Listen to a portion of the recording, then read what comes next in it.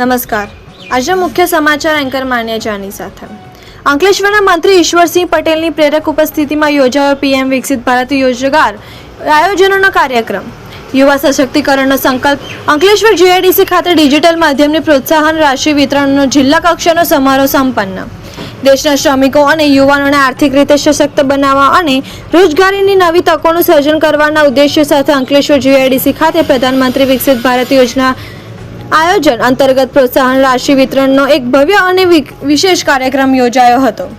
ભારત સરકારના શ્રમ અને રોજગાર મંત્રાલય હેઠળની કર્મચારી ભવિષ્ય નિધિ સંગઠન પ્રાદેશિક કચેરી ભરૂચ દ્વારા આયોજિત આ જિલ્લા કક્ષાના મહત્વપૂર્ણ કાર્યક્રમમાં રાજ્ય જળ સંપત્તિ મંત્રી ઈશ્વર પટેલ ખાસ ઉપસ્થિત રહ્યા હતા.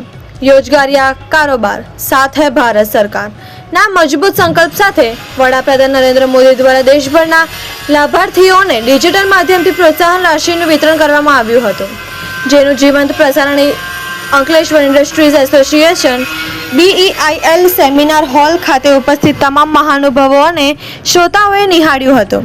આ ગરિમાપૂર્ણ પ્રસંગ મંત્રી ઈશ્વરસિંહ પટેલ ઉપરાંત અગ્રણી ઉદ્યોગપતિ બળદેવ પ્રજાપતિ, અંકલેશ્વર ઉદ્યોગ મંડળના પ્રમુખ વિમલ જેઠવા, સેક્રેટરી નિલેશ પટેલ અને પ્રાદેશિક PF કમિશનર 1 હરિપુરનાથ સહિતના ઉચ્ચ અધિકારીઓ અને ઉદ્યોગ જગતના અગ્રણીઓ મંચ પર ઉપસ્થિત રહ્યા હતા. કાર્યક્રમ દરમિયાન વડાપ્રધાન મોદીનું પ્રેરણાદાયી લાઈવ સ્ટ્રીમિંગ નિહાળ્યા બાદ ઉપસ્થિત મહાનુભાવોના હસ્તે સ્થાનિક લાભાર્થીઓને યોજના અંતર્ગત મળવાપાત્ર નાણાકીય પ્રોત્સાહન અને લાભોનું વિતરણ કરવામાં આવ્યું હતું. આ તકે પત્રકારો અને જનમેદની સંબોધતા મંત્રી ઈશ્વરસિંહ પટેલે જણાવ્યું હતું કે કેન્દ્ર અને રાજ્ય સરકારનો મુખ્ય ધ્યેય યુવાઓને સ્વનિર્ભર બનાવવાનો અને શ્રમિકોનો કલ્યાણનો છે. આ યોજના દેશના વિકાસમાં ભાગીદાર બનતા શ્રમિક વર્ગ અને યુવા ઉદ્યોગ સાહસિકો માટે આર્થિક પીઠબળ પૂરું પાડવામાં અને રોજગારીના ક્ષેત્રે ક્રાંતિકારી પરિવર્તન લાવવામાં અત્યંત મહત્વપૂર્ણ રહેશે. મોદી સાહેબે આજે પ્રધાનમંત્રી વિકસિત ભારત રોજગાર યોજના હેઠળ આશરે 24 કરોડના પ્રોત્સાહિત વિતરણ થયું છે. પ્રથમ વખત રોજગાર મેળવનારા કર્મચારીઓને 15,000 સુધીનું પ્રોત્સાહન પણ મળ્યું છે. સતત રોજગાર નિર્માણને પ્રોત્સાહિત કરવા માટે માલિકો પ્રત્યે વધારાના કર્મચારી દીઠ માસિક 3,000 રૂપિયાનું પ્રોત્સાહન પણ મળવાપાત્ર છે. PMVBRY યોજના રોજગાર નિર્માણ, રોજગારના ઔપચારિકરણ અને સામાજિક સુરક્ષા માટેના બનાવવામાં આવ્યું છે.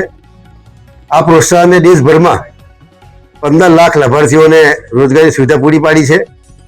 આ યોજના 1 ઓગસ્ટ 2025ના રોજથી અમલમાં છે અને એમાં 99,446 કરોડના બજેટ સાથે આ યોજનાનો ઉદ્દેશ 2 વર્ષના ગાળામાં 3.5 કરોડથી પણ વધુ રોજગારીનું સર્જન ને પ્રોત્સાહિત કરવાનો છે.